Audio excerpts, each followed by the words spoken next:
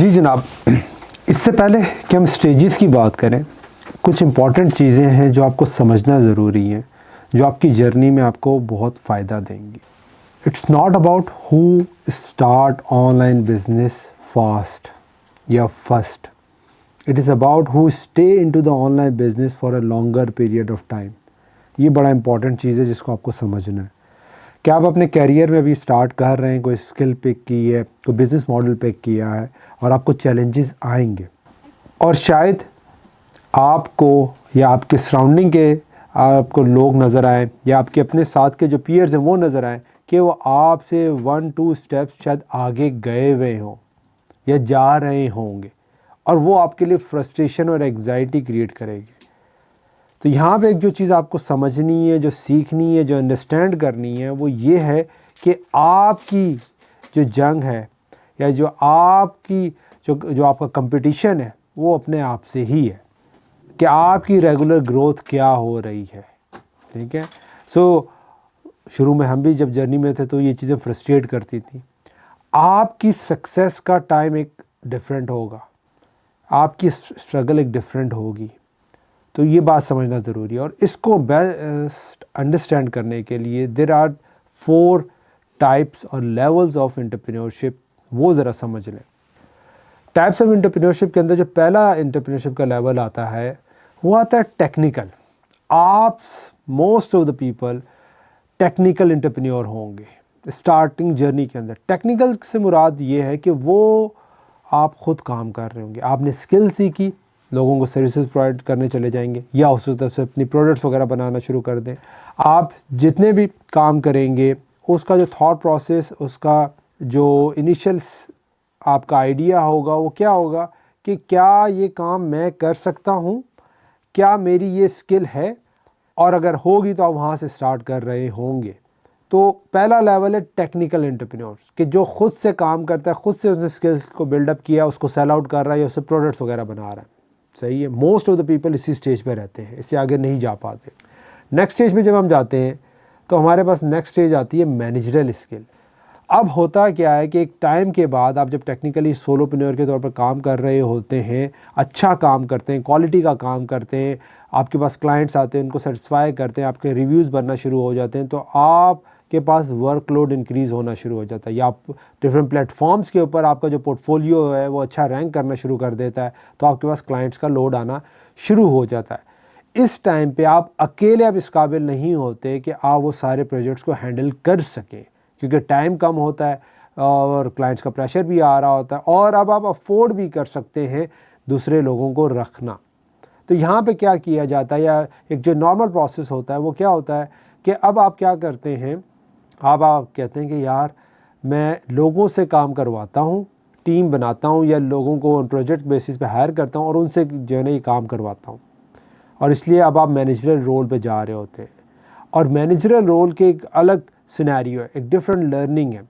और मैनेजर का मैं अक्सर ये कहता हूँ कि अगर आपने किसी को देखना हो ना कि उसकी मैनेजरल स्किल्स हैं या क्या हैं, तो आपको ज़रा जाके मैनेजर्स को वॉच आउट करें, उनके रूम में देखें, तो आपको वो फारिग नज़र आएंगे, फ्री बैठे हुए होंगे, और आप ये कह रहे हो यार ये तो कोई काम नहीं करते। उनका बेसिकली जो काम होता है लोगों से काम करवाना, समझ रहे। अब होता क्या है, जो बड़ी इंपॉर्टेंट चीज़ यहाँ पे होती है, हर कोई मैनेजरल रोल नहीं संभाल सकता। और मोस्ट ऑफ द टाइम जब आप टेक्निकल रोल से ऊपर जाते हैं कि आप पहले वो काम खुद कर रहे थे, अब आपने 2-3 बंदे अपने साथ रखे और आप उनसे करवाने जा रहे, होगा क्या, हो सकता है वो काम जो क्लाइंट का काम आया हो या नया प्रोजेक्ट आया तो आप शायद ख़ुद करते तो उसको आप 1 डे में कर लेते, लेकिन आप जब टीम से करवा रहे हैं, लोगों से करवा रहे हैं, तो हो सकता है वहाँ से 1 वीक लग रहा हो। अब आपको फ्रस्ट्रेशन क्रिएट होगी। ठीक है। अब आप कहेंगे यार ये काम मैं खुद कर लेता तो 1 डे में हो जाता, अब देखें 3 दिन 4 दिन ऊपर हो गए और ये अभी भी लग रहा है कि तकरीबन पूरा हफ्ता लग जाएगा। अब यहाँ पे आप क्या करते हैं, आप क्योंकि स्किल तो आपके पास वो थी, आप पकड़ते हैं उस काम को, अपने बंदे को ट्रेन करने की बजाय, गाइड करने की बजाय आप ख़ुद से वो काम स्टार्ट करना शुरू कर देते हैं। और फिर आप क्या कहते हैं कि यार मेरी टीम तो सही नहीं है या ये लोग तो सही सीख नहीं रहे, लर्निंग नहीं कर रहे, आप फायर करना शुरू कर देते हैं और अल्टीमेटली सारा काम फिर अपने ऊपर ले लेते हैं। और फिर कुछ अर्से बाद एकदम से रियलाइजेशन होती है यार मैं तो बर्नआउट हो रहा हूँ, मैं सारी चीज़ें हैंडल नहीं कर पा रहा हूँ। आप ये भूल जाते हैं कि हो सकता है आपको 5 साल लगे हों, 10 साल लगे उस फील्ड में अपने आप को एक्सपर्ट बनाने के लिए। वो जो आपने बंदा हायर किया है उसको तो अभी उससे तो 2 मंथ हुए हैं उस काम को करते हुए, वो अभी अर्ली स्टेज के अंदर है। तो यहाँ पे जो चैलेंज आएगा, जो आपने लेट गो करना है, वो आपने टास्क को जब दे दिया है तो अपने पास वापस नहीं लेके आना। आपने उन्हीं टीम मेंबर्स को हेल्प करना है, गाइड करना है, मोटिवेट करना है कि वो किस तरीके से एक प्रोसेस के थ्रू गो थ्रू करें और वो उसके अंदर जल्दी करने के काबिल हों, और it will take some time. और यही इस स्टेज के अंदर एक बहुत इंपॉर्टेंट एलिमेंट है। अदरवाइज़ आप मैनेजर लेवल पर जाएंगे, वापस फिर आप टेक्निकल पे आ जाएंगे और फंस जाएंगे। और वहाँ पे सबसे बड़ी चैलेंज क्या होगा कि अब आपको रिसोर्स भी नहीं मिल रहा होगा, क्लाइंट की डेडलाइन भी करीब आ चुकी होगी, और आपके पास भी उतनी एनर्जी नहीं होगी आपको उस काम को पूरा कर सके, और फिर आप वहाँ से डाउनफॉल स्टार्ट हो जाता है। ठीक है, कोई बैड रिव्यू आ जाएगा, कोई और इस तरह की चीज़ें हो जाएंगी। नेक्स्ट आता है हमारे पास विजनरी लेवल। बड़ा इंपॉर्टेंट लेवल है। बनना आप सारे विजनरी जाते हैं लेकिन बन नहीं सकते, और हर कोई बन भी नहीं सकता। समझे क्यों? विजनरी लेवल पे पहुंचने के लिए कम से कम 5 से 10 साल का पीरियड चाहिए होता है स्पेसिफिक फील्ड के अंदर। विजनरी होता क्या है? विजनरी क्या है कि आपको एक्सपीरियंस हो गया उस फील्ड का, आपके पास नॉलेज है, आपके पास एक्सपोजर है, आपके पास रिसोर्सेज है। अब आप उसकी बेस के ऊपर डॉट्स कनेक्ट कर रहे होते हैं। अच्छा यार, ये काम यूँ हुआ है, अच्छा ये यूँ हुआ है, अच्छा ये जो चैलेंज आ रहा है इसको यूँ हैंडल कर सकते हैं, अच्छा पास में हमने इस तरीके से हैंडल किया, अच्छा पास में ये काम किया तो ये गलत हुआ था, अच्छा इस तरीके से करेंगे तो ये इफेक्टिव हो जाएगा, अच्छा ये जो आइडियाज़ पे वर्कआउट करना चाहिए, नहीं करना चाहिए, अभी करें बाद में करें, कैसे वर्कआउट करें। होता क्या है, अब ये देख रहे हैं पिरामिड चल रहा है। आप टेक्निकल हैं थे, फिर मैनेजरल थे, फिर विजनरी। क्या आप 5-10 साल की अब आपके पास आइडिया, थॉट प्रोसेस आ गया, आप कोई चीज़ को बिल्डअप करना चाहते हैं, किसी एजेंसी को बिल्डअप करना चाहते हैं, बिजनेस को बिल्डअप करना चाहते हैं, प्रोडक्ट को बिल्डअप करना चाहते हैं। आप विजन बनाएंगे और आप खुद से काम स्टार्ट करना शुरू कर देते हैं। That is the biggest blunder most of the people do at this level. नहीं, आपको नीचे मैनेजरल लोग चाहिए जो आपके आइडिया, आपके विजन को इम्प्लीमेंट करवा सकें। किन के थ्रू? टेक्निकल लोगों के थ्रू। ये है बहुत important cheese. Most of the time क्या होगा, आप विजन लेके आएंगे, आप खुद ही कोडिंग करना बैठ जाएंगे, खुद ही डेवलपमेंट वाला काम स्टार्ट शुरू कर देंगे, और फिर पता चलेगा यार बाकी चीज़ें ख़राब होना शुरू हो गई हैं। सही है। तो विजनरी के अंदर एक तो टाइम पीरियड, एक्सपीरियंस, ये सारी चीज़ें काउंट होके आती हैं, और दूसरा इस लेवल के ऊपर आपको मैनेजरल्स को और टेक्निकल लोगों को ऑन बोर्ड करके फिर अपने इस विजन को इम्प्लीमेंटेशन की तरफ आप लेके मूव फॉरवर्ड होते हैं। इसके बाद एक और बड़ा इंपॉर्टेंट लेवल आता है ऑनरशिप का। इसके बाद एक और बड़ा इंपॉर्टेंट लेवल आता है ऑनर का। पैसा बनाना चाहते हैं, अच्छा खासा पैसा बनाना चाहते हैं, तो ये है वो लेवल जिसको आपने टारगेट करना है कि यू ओन द बिजनेसेस और एसेट्स जो आपको पैसा जनरेट करके दे रहे होंगे। बात समझ रहे हैं? यहाँ का जो इम्पोर्टेंट एलिमेंट है ओनरशिप वाला, वो ये समझना ज़रूरी है कि यहाँ पे आप ओन कर रहे होंगे लेकिन मे भी शायद आप ज़्यादा काम नहीं कर रहे हों। समझ रहे हो?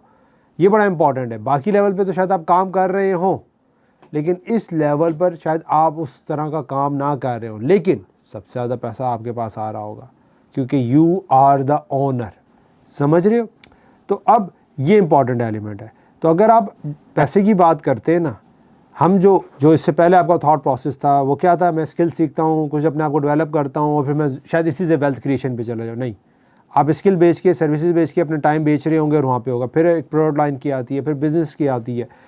और जब ओनर की स्टेज की हम बात करते हैं तो लाजमी थोड़ी है कि आप अपना बिज़नेस ही बना के इसको ओन करें। देर आर पॉसिबिलिटीज़ जहाँ पे आप डिफरेंट बिजनेस का हिस्सा बनते हैं, इक्विटी में आते हैं, इन्वेस्टर के तौर पर आते हैं, एसेट्स के अंदर आते हैं। ये गेम ही एक डिफरेंट है और मोस्ट ऑफ द पीपल्स को इस गेम के बारे में पता ही नहीं होता। 10-10, 20-20, 30-30 साल लग जाते हैं वो स्किल और टाइम से पैसे जनरेट करने की तरफ फोकस हो रहे होते हैं। इस पूरे प्रोसेस के अंदर, इस रोड में, पूरे इस कोर्स के अंदर कोशिश यही की जा रही है कि आपको हेल्प आउट किया जा सके आइडेंटिफाई करवाने में कि आपको अपने तौर पर किस लेवल पर किस तरह प्ले करना है और जिस लेवल पर जाना चाहते हैं वहाँ पे कैसे जाए। सही है। तो अब यहाँ पे एक और चीज़ समझिएगा, जब टेक्निकल लेवल पर होते हैं तो सबसे ज़्यादा काम आपको करना पड़ रहा है। मैनेजर लेवल पर आप जा रहे हैं तो आपको उस तरह का काम नहीं करना पड़ रहा। लेट्स सपोज कि अब आपको लोगों से काम करवाना पड़ रहा। विजनरी, यहाँ पे भी आपका जो कोर काम होगा वो विजन को लेके आना।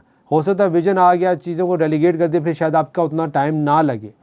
और इसी तरह ओनरशिप, यहाँ पे तो आप कुछ भी नहीं कर रहे, और आप पैसा जनरेट कर रहे हैं। मतलब हो सकता है CEO कोई और हो आपकी कंपनी का, या कोई ऑपरेशनल बंदा हो जो काम करवा रहा हो। सही है। तो अब ये इंपॉर्टेंट लेवल्स हैं, अंडरस्टैंड करें, और आगे चल के जब हम जाएंगे स्टेजेस के अंदर तो आपको समझ आएगी कि अब आप किस लेवल पर हैं और कहाँ पे आपने इस तरह वर्कआउट करना है। ठीक है।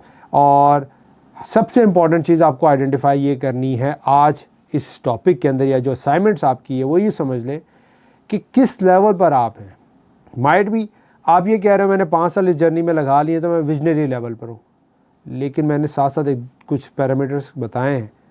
विजनरी का मतलब सिर्फ ये नहीं 5 साल लगा लिए, उसके अंदर क्या आपका थॉट प्रोसेस इतना बड़ा हुआ है, आपका विजन इतना बड़ा हुआ है, आपको इतनी नॉलेज एक्सपीरियंस आया कि आप डॉट्स को कनेक्ट कर सकते हैं, आप देख रहे हैं डिफरेंट डायरेक्शंस को। ठीक है। आपको नज़र आ रहा है कि यार ये AI है, अच्छा किस तरह वर्कआउट कर रही है, अच्छा मेरी फील्ड में कहाँ पे, क्या आप डॉट्स कनेक्ट कर पा रहे हैं, या बस आप 5 साल का एक्सपीरियंस हो गया तो आप कह रहे हैं। तो विजन के लिए एक डिफरेंट आई चाहिए होती है, एक डिफरेंट एंगल चाहिए होता है। ठीक है। और उसकी वैलिडेशन क्या होती है? वैलिडेशन ये होती है, ज़रा रिकॉल करिएगा लास्ट ईयर के अंदर अगर आपने कुछ ऐसी चीज़ें सोची हैं या थॉट प्रोसेस में थी और वो अब हो गई हैं मार्केट के अंदर, तो क्या उस एंगल से हुई है जिस एंगल से आप सोच रहे थे, या रिवर्स हुई हैं? आपको ये वैलिडेशन मिलेगी। अक्सर केसेस में विजनरी से जब आप बात करेंगे ना, तो वो आपको ऐसे आइडियाज़, ऐसी चीज़ें बताएगा कि यार ये काम हम यूँ कर रहे थे लेकिन हम किस वजह से नहीं कर सके। अच्छा, मैं आपको अपनी एग्जांपल दे देता हूँ। हमने एक प्लेटफॉर्म को लॉन्च किया जिसका नाम था पिक टू ड्रॉप। ये कॉन्सेप्ट ये था कि आइडिया भी यूँ बिल्डअप होता। भाई ट्रैवल करके आ रहा था स्वीडन से, मुझे एक माइक चाहिए था, ब्लू येटी का माइक चाहिए था, यहाँ पे मिलता नहीं था, तो मैंने उसको कहा कि यार वहाँ से परचेज़ करके वो लेके आ जाओ। ठीक है। अच्छा, अब जब लेके आया तो अच्छी खासा उसका बॉक्स है, स्पेस है, सारी चीज़ें रिकॉल हुआ, तो वहाँ से आइडिया बिल्डअप हुआ कि यार बहुत से लोग हैं जो ट्रैवल करते हैं और उनके पास स्पेसेस ऐसी होती हैं कि वो कुछ आइटम्स कैरी कर सकते हैं, और इतने आइटम वो कैरी कर सकते हैं या इतनी मालियत के आइटम को वो कैरी कर सकते हैं कि उनकी जो ट्रैवलिंग की कॉस्ट है, लेट सपोज 3 लाख 4 लाख 5 लाख की जो कॉस्ट है वो ईजीली कवर अप हो सकती है। तो अगर आप इंटरनेशनल ट्रैवल कर रहे हैं और आपका वो टिकट या जो भी एक्सपेंसिव 4-5 लाख का कवर अप हो जाए विद जस्ट 2 से 3-4 आइटम्स आप लेके आएँ, तो वारे न्यारे नहीं है। तो इस कॉन्सेप्ट के ऊपर हम तीनों भाइयों ने बैठ के इन्वेस्टमेंट बिल्डअप करके हमने एक पूरा प्लेटफॉर्म को बिल्डअप कर लिया। अब हम फंस कहाँ गए? हम ये फंस गए कि हम तीनों डिफरेंट और चीज़ों में फोकस कर रहे थे।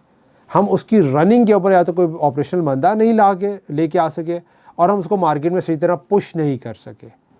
अब ये वो थॉट प्रोसेस था जिसने हमें हेल्प आउट। और अगर रोड मैप में जाके जब हम इन्वेस्टमेंट की बात करते हैं और दूसरे एलिमेंट्स के अंदर जो बात करते हैं कि अंडरस्टैंडिंग कि पूरा फ्लो क्या होगा उस प्रोसेस का। जिस तरह मेरे पास वेबसाइट फ्लिपिंग का एक्सपीरियंस रहा है, बिजनेस को सेल्स किया है, तो मैं अब जब क्लाइंट आता है ना बाय करने का, तो मैं उससे पूछता हूँ उसको बाय करके करोगे क्या? Do you have the team, do you have the skills to run it?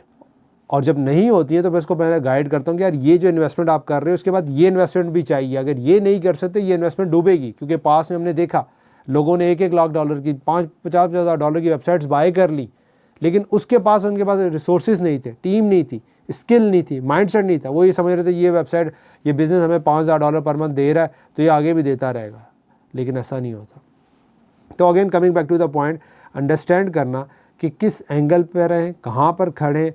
आप में से अक्सर लोग ऐसे होंगे जो लोगों से काम करवाना एक बहुत बड़ा आर्ट है, जिनकी मैनेजरल स्किल्स होंगी, लेकिन आप वैल्यू नहीं कर रहे होंगे। तो मे बी आप मैनेजरल हो, कुछ टेक्निकल।